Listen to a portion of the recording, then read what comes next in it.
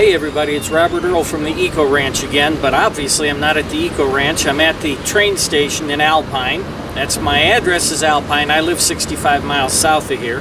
It's a beautiful morning at almost 5,000 feet, and I'm starting my vacation to Tokyo. Waiting on the Amtrak train to take me to El Paso, and from El Paso we go over to Incheon, Korea for a layover, then from Incheon to Narita and the vacation.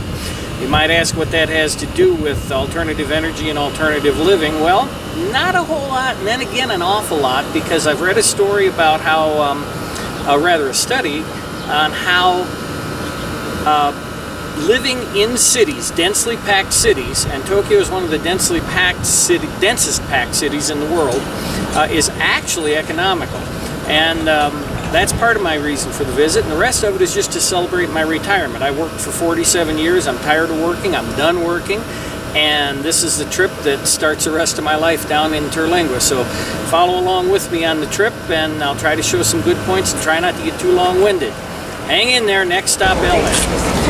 Okay, well obviously this isn't Los Angeles. I said next stop was LA. I forgot about El Paso. I wasn't going to take this out, but I'm on an Amtrak from Alpine to El Paso to the international airport.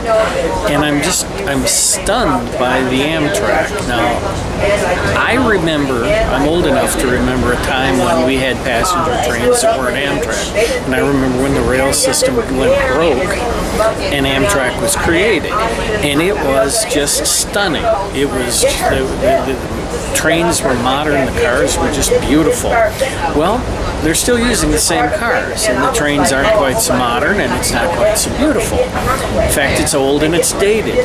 Now, the route that we're on this particular route runs along US 90 that runs from, I guess, Jacksonville all the way to LA. And US 90 usually runs a little south of I-10 along in here. It'll come up to I-10 soon.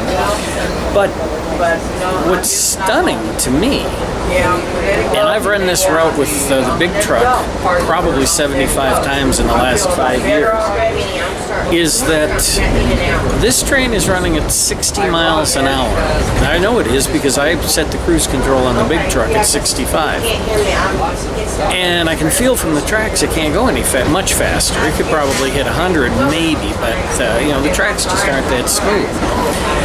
And in a country the size of the United States, with the resources and the abilities we have when they're not being mismanaged, there's no reason in the world why we couldn't have maglevs running on 3 routes, south, middle, and north across this country, running at 300 miles an hour. If they can do it in Japan, they can do it in Germany, they're doing it in China, and China's a bigger country than us. Why can't they do it here? And I'm going to turn this around. Actually, there's a wall there, so... For comparison, later on in the trip, we're going to be on the Shinkansen Nozomi Express, which is the fastest of the Shinkansen trains. I'm going to get that pronunciation absolutely correct when I get to Japan. But you can see that car just went by. You can see how slow we're actually going. And I'm just stunned at the speed, and the only thing I can compare the inside of this train to is the worst train that I've ridden on in Malaysia. Is still a little better than this. So anyway, that's my little rant on Amtrak. There's no reason I should be going 60 miles an hour across West Texas, which you can see that scenery is just gorgeous. If you haven't been to West Texas, it's highly recommended. But 60 miles an hour across West Texas, and we could be going 300 with just a little bit of improvements to our rail system. In fact, we even have to yield to freight trains. Yielding to freight trains in a passenger train and traveling this slow. I just thought I'd show that, and then the next stop is El Paso and onwards. Hi everyone, I'm here at LAX. Probably the worst airport in America. There's at least a lot of construction going on that makes it look bad, let alone everything else that's bad about LAX. But I'm here, and the day started for me this morning at 10 a.m.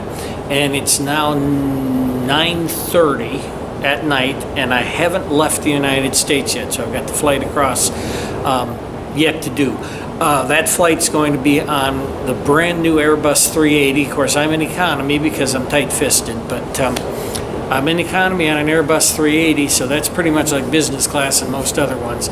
So we'll see what goes on. And I will, the next stop is Korea's Incheon Airport, probably the best rated airport in the world, at least it was a couple years ago. And I'm going to spend some time there, and I'm going to take some video there, but it's probably going to be the same video everybody does. You do a search on Incheon Airport, and the same stuff I'm going to do is going to be there. But we'll see, and that will be the next stop. Hopefully I won't look too exhausted by then, and I'll still have my brand new Stetson hat. See you there.